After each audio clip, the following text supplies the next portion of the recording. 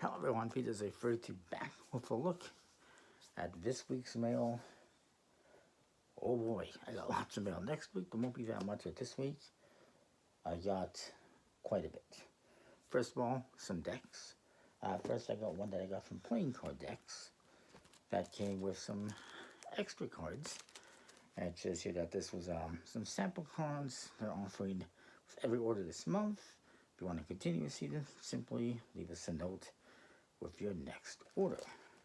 Now, to be fair, they always seem to send extra cards, so I don't know why they have a little love letter in this one this time, but yeah. Oh,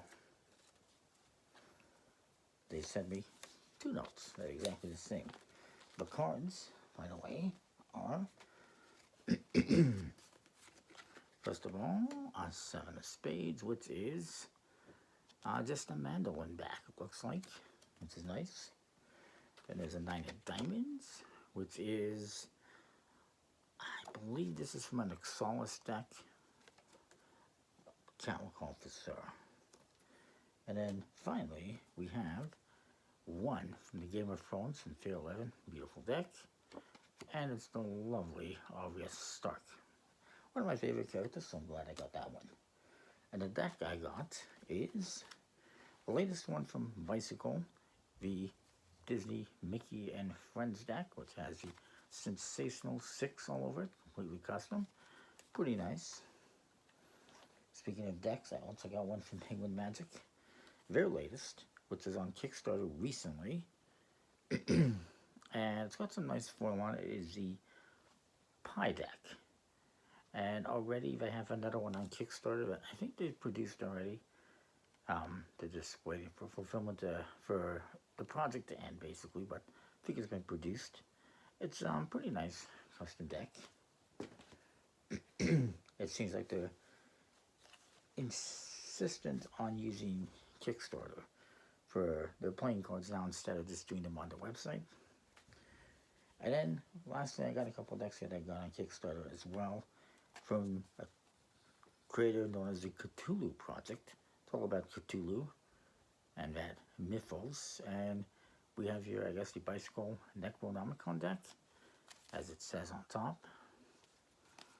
A pretty nice back design. It's all about Cthulhu. There's also an unbranded one. This one is printed in Europe. I'm guessing by More Arts. They didn't specify. But it's got some UV ink on the box, and it's pretty nice. Obviously, not the same quality as USPCC. And they have a couple other decks they've done before that I didn't see, but I don't care too much for anyways. Moving on, speaking of Kickstarter, I got some games from Kickstarter. 4 from creator, which is John Barron. His company is Barron's on Games. And the first I'll look at is the new version of Tricky Time Crisis, The Spawn of Time, which is a trick-taking game with a time travel superhero theme, and Dr. Tricky Task is a supervillain. It's pretty cool. I haven't sat down and played them yet, but it's pretty cool. I like the original. Then there is Power Tricks, which is another trick-taking game. This one has kind of like a Hercules type theme to it. It's all about, well, it's about barbarians and it's about power and getting power, magical power. Pretty cool. And then there is Trick or Bid. It has a Halloween theme. So this one will be coming for Halloween. No, I won't make you wait that long. And it's a trick-taking game where there's some bidding and whatnot. Pretty cool. They're all very small. And then the biggest one is this one called Tip of a Diceberg, which is trick-taking. Actually, it's ladder climbing, but it involves cards and polyhedral dice that you combine to, I guess, make hands. So it seems pretty cool. It's pretty thick, this one. Moving on, I got some games here from Board Game Bliss. The first one I'll look at is also trick-taking, if I recall correctly. It's all about getting your hands on these crystals, basically. But basically, I pre-ordered this a while back, last year, and it finally came. It's from quined.nl Games, called Snorkas. Got a very nice box and everything. Very shiny. And yeah, basically it's a toy-taking game to get your hands on these powerful gems. Then I got some other games here that I got from a separate order. Actually, two orders, and that was a pre-order. The first one here is a little game from a company called West Coast, which is a two-player, 15-minute game, it says, tactical game called Desperate Oasis. And it is a game where you're battling for control. You're going to have some cards between the both players that you're battling for. And it reminds me of some other games like Battle Line, so to say. More or less. Then there is Cantankerous Cats, which is a game about mischief, about cats, mischief. And basically, as I say, you share your house, this house with your pet human. I'm guessing that's human. And you're trying to sour your human with affection, and then cause as much mischief as you can. So you're trying to win over your human and then throw chaos out there. You're trying to score mischievous points. First to 9 points wins. It also has a kitten expansion, so it's pretty cool. This is from Menfa Designs. Actually, I have another game of theirs that I still need to look out. Forget the name of it off the top of my head. Can I find it somewhere on myself very quickly? Somewhere out there. I forget the name. I know it has like a, whatever it is, prosperity with a T theme. And I got one more here from Board Game Bliss, which is an older game from Eagle Griffin Games called Cornucopia. It's all about collecting various fruits and vegetables to fill your basket. And basically score points. So basically, you're either trying to get the biggest variety of fruits and vegetables or trying to monopolize one kind to score points. And this says came out in, I saw the year here before, 2010. So yeah, looks pretty cool. I got one more that's from Eagle Griffin Games. This one I got from the website toysonfire.ca. This one's actually a Reiner Knizia game. If you watch my videos, you'll hear that name quite a bit because I am a fan of his. This is also an older game. It's called Luton London. And basically, you're trying to figure out who stole the crown jewels. There isn't much related to the theme in the game, but it seems like an interesting game. It's from 2008. And then I have one game here that I got from Portland Game Collective. I was actually hoping for two, but the other one was sold out, unfortunately. The other one from the same designer, it's called Thank You Santa. So I'm still on the lookout for that one, but this one's called Bitcoin. And it's a first-taking game. It doesn't have English rules, but I've printed them off. That's obviously about bidding and trying to, I guess, win money, score points. It's not English, so I can't tell. Then, speaking of Japanese games, I got another one here that I got from the website Surugaya from, I think that's from Japan or Singapore, I can't recall. This is from a company called the Blank Paper Company. It's their only game, trick-taking game called Mimic Taking. And in this one, it's not the highest card played into the trick that will win. It is the one that is closest to what the lead player played. So if I play a 10 and another person plays a 9 and the 9 is the closest, then they would actually win the trick. So it's kind of interesting. You're animals trying to mimic other animals. So pretty cool. Then I got some games, a couple of games here. Actually, look at some of the ones here first. I got one here from Zatu Games in the UK, which I've been trying to get for a while, or hoping to get for a while.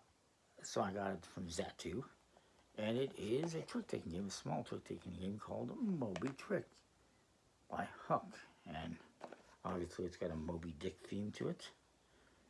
A whale heap of choices and possibilities. So yeah, it's pretty cool. Another small game.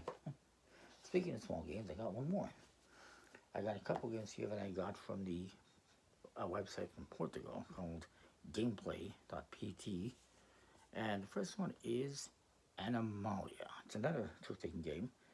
I keep finding these. This one is from a company called quined.nl, I believe. And basically, you're trying to prevent extinction. It is a 1 to 3 player trick-taking game. Seems pretty cool as well. And then I got another game, another trick-taking game. This one is from Yellow and Mebo. I have one other game from Mebo, which is a Portuguese specific trick-taking game based on Portuguese history. But this one is not. This one is called Profecia, only because it's the Portuguese version. It's actually Prophecy. It's the name of the game in English. This is not the English version though, but it's what I could find. It was a more reasonable price, I believe, so that's why I went for it.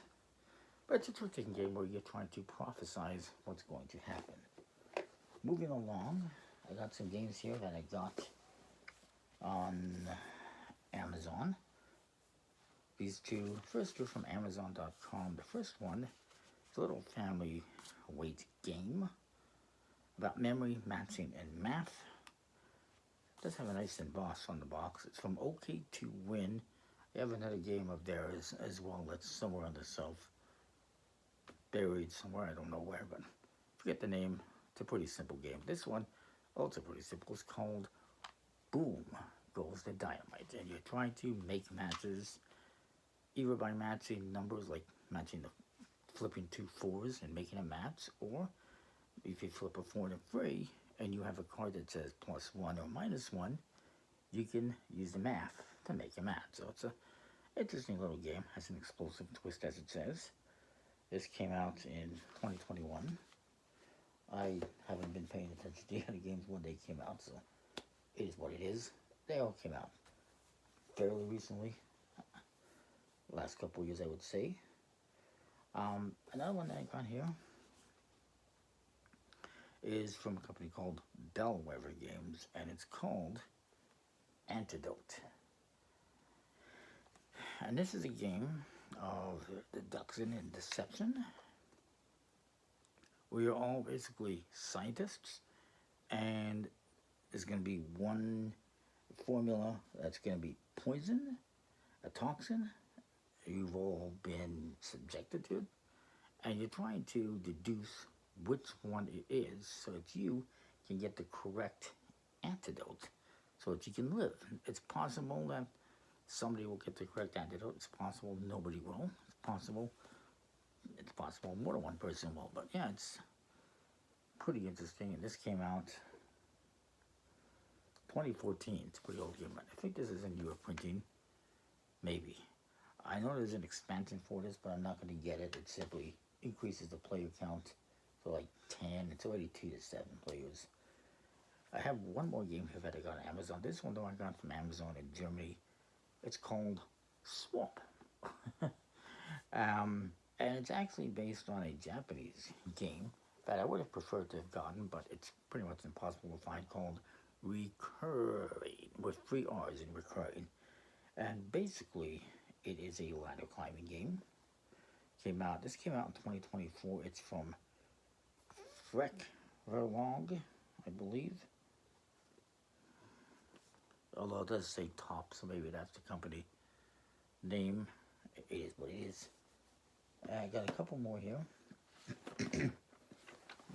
Next, I have one that I got from Noble Knight Games. I could have tried to get this one on Amazon again. I previously ordered it. They sent me the wrong game. I suspect that all they have is the newer version. This is the original version of Winter Haven Woods, which I got the fresh snow version a few weeks ago. And basically it's just animal collecting. This one came out in 2019 from Featherstone Games. We're almost through.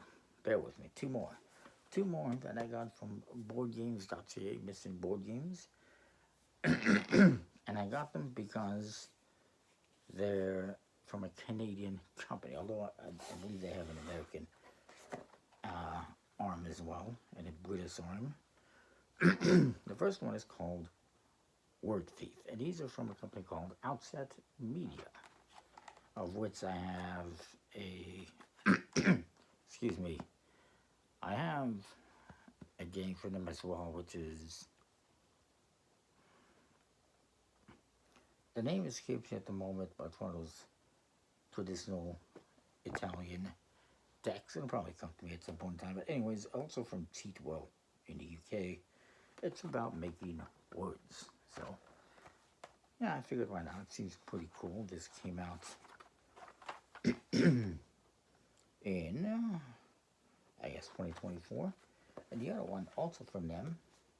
Actually, what's interesting about this one, if you look at the box, you'll see the crystals, actually your traditional poker suits, spades, hearts, clubs, diamonds, which is kind of cool. But there's no numbers on the cards like a traditional deck of cards. The other one does have a traditional deck of cards, because the other one is a game called Chicago Cribbage, which I damaged with the knife when I opened it. Don't know if you can see that. But basically, it's a interesting version of cribbage, if you're familiar with cribbage, because it adds a twist where you can force another cut or redeal, or force people to count backwards on the pegboard, or not score 15s, all sorts of little things. Each person's going to have a set of these cards that you can play and use its ability. It's really interesting. It's a little fun twist. This came out in 2023, originally like 2007. Word Thief originally was like 2000 something as well. Originally 1994 actually, apparently, so it's an old game. So yeah, that's what I got this week. That's a lot to watch.